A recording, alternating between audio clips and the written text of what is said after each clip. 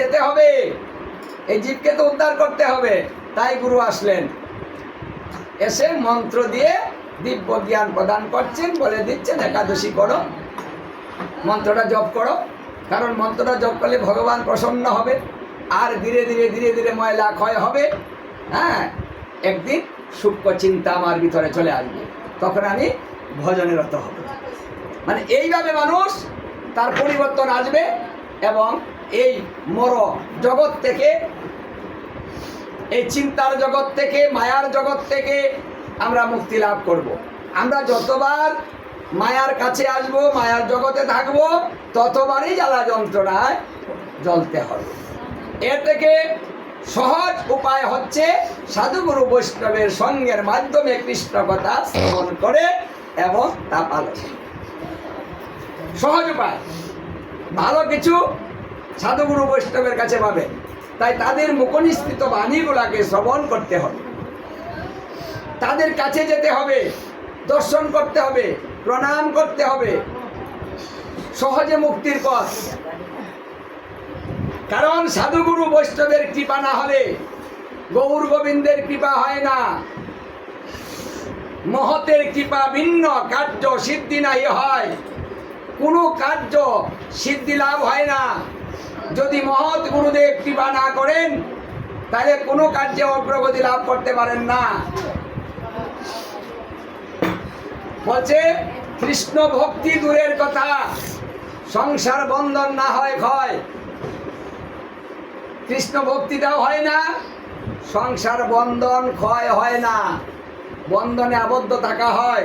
এই জন্য সাধুগুরু বৈষ্ণবের কৃপার অত্যন্ত প্রয়োজন হয়।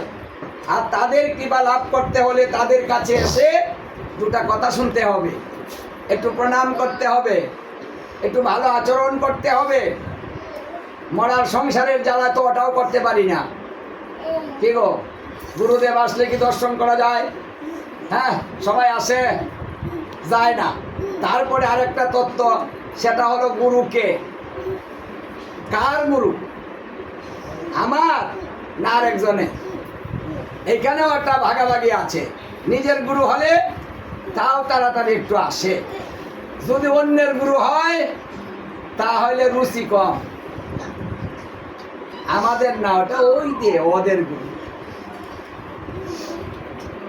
আসলে আসে, না আসলে আমার দরকারই নেই, আমার তো গুরুই না, আমি যাবো কেন? দেখো, এই যে শাস্ত্রে বলেছে যে অকর্ণ মণ্ডল আকারণ ব্যাপ্তং যেন চরাচরণ। গুরুদেবকে খণ্ডন করতে নেই অপরাধ হয়, ভাগাভাগি করতে নেই অপরাধ হয়। হ্যাঁ, সবাইকে সমান দেখতে হয়। হ্যাঁ, আপনি অসমান কাকে দেখবেন?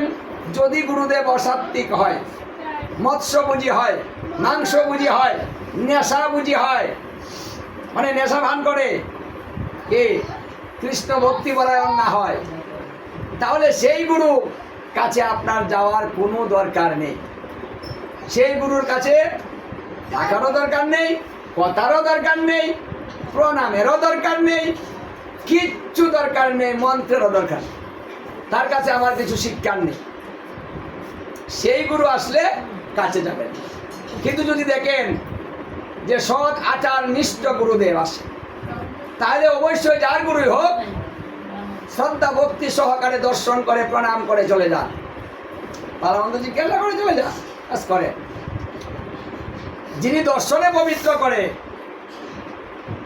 দর্শনে পাপ ক্ষয় করে, যদি তিনি সদাচার নিষ্ঠ গুরুদেব হন, তাহলে তাকে দর্শন করলে যদি আমার পাপ কমে যায়, তাহলে সংসারে এর চাইতে সহজ ভজন, সহজ উপায় আর কিছু হতে পারে না।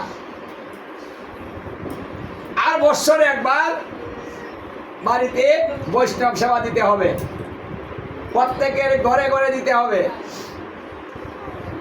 একা না পারেন সবাই মিলে দিতে হবে। বৎসরে একবার বৈষ্ণব বাড়িতে আনতে হবে, গুরুদেবকে আনতে হবে এবং গুরু গৃহে যেতে হবে। গুরুর সঙ্গে যত সাক্ষাৎ হবে তত শিষ্যের জ্ঞানের পরিবর্তন হবে, সম্বন্ধটা ভালো থাকবে। সম্বন্ধ করিয়া ভজে তারে কৃষ্ণ নাহিতে যে, আর সকল মরে অকারণ। সম্বন্ধ যদি ভালো না থাকে তাহলে ভজনটাও ভালো হবে না। এই জন্য সম্বন্ধটা স্থাপন করে সম্বন্ধটা ধরে রাখতে হবে। তাহলে গুরুদেবের সঙ্গে সম্বন্ধ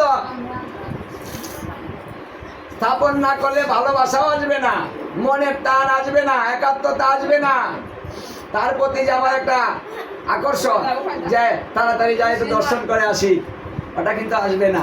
ওটা কখন আসে? যখন তার সাথে আমার সম্বন্ধ হয়। যেমন সহজে যদি বুঝাই, আপনার স্বামী স্ত্রীর মধ্যে কি হয়েছে গো? স্বামী স্ত্রীর মধ্যে একটা সম্বন্ধ হয়েছে না? এক দেশের মেয়ে এক দেশের ছেলে, সম্বন্ধ হওয়ার কারণে এত আপন। সম্বন্ধ না হলে কি আপন হতো না?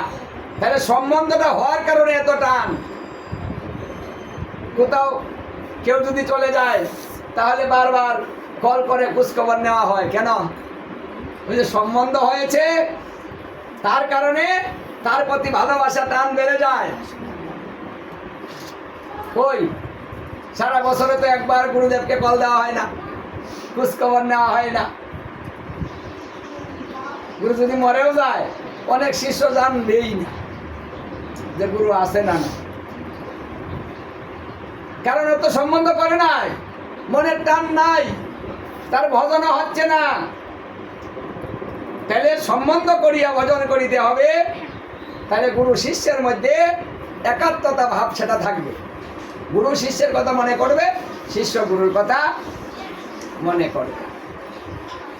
এজন্য সম্বন্ধ স্থাপন করতে হবে। মন্ত্র নিয়েই তো করে একজন মনে হয় যে হিমালয় পর্বত উঠতে বসে শিষ্যরা। নাই এসে দেখা করবে, সময় নাই, কারণ এত উপরে থাকা হয় তো, নিচে কিভাবে আসা হয়। তাই আসতেই পারে না, দেখাই করতে পারে না, কথাই বলতে পারে না। হ্যাঁ, সম্বন্ধ করুন। প্রতি বছর একবার গৃহে একটু গীতা ভাগবত শুদ্ধ ভক্তের দ্বারাতে অধ্যয়ন করা। শুদ্ধ কৃষ্ণ ভক্তের মুখেই কৃষ্ণ কথা শ্রবণ করতে হয়। অভক্তের মুখে কৃষ্ণ কথা বিষ পান করা সমান কথা। অভক্ত যদি হয় সে গুরুও হয়, অভক্ত যদি কৃষ্ণ ভক্তও হয়, অভক্তের মুখে কোনো কৃষ্ণ কথা হবে না। প্রশ্ন করতে পারেন, কৃষ্ণ কথা তো ভালো, মাছ খায়া কোক আর মাংস খায়া কোক, যারা মন চাই রাখা, কৃষ্ণ কথা তো খারাপ না, বলা হয় না কথাটা। তাহলে আপনি দুধ দিয়ে বিচার করুন, দুধ কি খারাপ? দুধ ভালো না? কি গো? আচ্ছা, ওই দুধের মধ্যে যদি সর্পে মুখ দেয়, ওই দুধ খাবেন? খাবেন না, কারণ সর্প উচ্ছিষ্ট দুধ খেলে প্রাণ বিসর্জন হবে, বিষক্রিয়া হয়।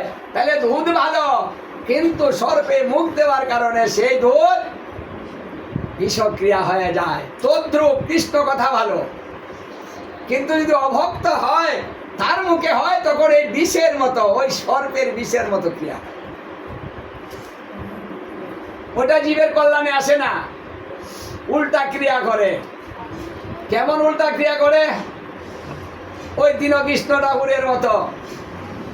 এরকম অভক্ত যদি হয় দীনকৃষ্ণ ঠাকুরের মতো, মাঝে মাঝে শুনেন কি এগুলো আপনারা? ফেসবুকে দেখেন যে আমাদের রাধা কৃষ্ণকে নিয়ে কত কথা বলে। রুক্মিণীর নাকি এই গরু দিয়া বলে এই তার বউ ভাতে ভালো করে খাওয়ানো হয়েছে। এইসব আবল তাবল পাগলের মতো, ছাগলের মতো ও কথা বলে। ওই দীনকৃষ্ণ, এই ভারত এই কথা বলে। তো ওর কথা শুনে আমাদের কিছু কিছু সমাজের কিছু কিছু লোক কয়, এই দেখ আমাদের মধ্যে এইটাই আছে, খাইতো আগে, এই দেখ। ঠিক মানে আবল তাবল গ্রন্থের নাম বলে। জমকলি শুক্লাচার্যের গ্রন্থ আছে, সাত্বিক রাজসিক তামসিক 3 প্রকার গ্রন্থ আছে। শয়তানরা শয়তান গ্রন্থ বানিয়েছে মানুষকে বিভ্রান্ত করে নরকে নেওয়ার জন্য। শয়তান সেই শয়তানের গ্রন্থ পড়ে। কোথা থেকে কোন গ্রন্থ নিয়ে এসে বলে ও গ্রন্থ পেয়েছি, আবল তাবল মিথ্যা কথা। তাহলে শয়তানের মুখে যদি আপনি কথা শুনেন তাহলে ওই শয়তানের কথাই শিখবেন। নেত্রকোনার একজন একাদশী করত আমার কথা মেনে, দীনকৃষ্ণ ঠাকুর বলেছে একাদশীর দরকার নেই, তার কথা মেনে একাদশী বাদ দিল। ভয় তো হুদাই, এই যে দেখ দীনকৃষ্ণ কইছে এটা হুদাই লাগে না। মেয়েদের একাদশী নাই, স্বামী পূজা কর, তার বউ এরা কয় আমার পূজা কর, তোর কোনো একাদশী না, ব্রত নাই। বাহ, কেটা কইছে? দীনকৃষ্ণ কইছে। এই যে শয়তানের কথা কিন্তু শয়তানে শুনে। এই জন্য শয়তানের মুখে, অভক্তের মুখে কোনো কৃষ্ণ কথা শ্রবণ করবেন না। ওটা কৃষ্ণ কথা হবে না, ওই বিষ কথা হবে, বিষ ঢুকিয়ে দিবে। যা ধর্ম করতেন আরো বাদ দিয়ে বসে থাকবেন। এখন কালকে ওই ব্যক্তির লিভার নষ্ট হয়ে গিয়েছে, এবার আমাকে বলছে কৃপা করেন তো, একটু কৃপা করেন, তার তো লিভারটা নষ্ট হয়ে গিয়েছে। বললাম দীনকৃষ্ণ ঠাকুরকে বলো একটু কৃপাটা করে দিতে, কি গো? কারণ যে বিষ ঢুকাতে পারে, লিভার নষ্ট করে ফেলেছে তো ওর কথায় একাদশী বাদ, সবকিছু বাদ, কিচ্ছু করছে না।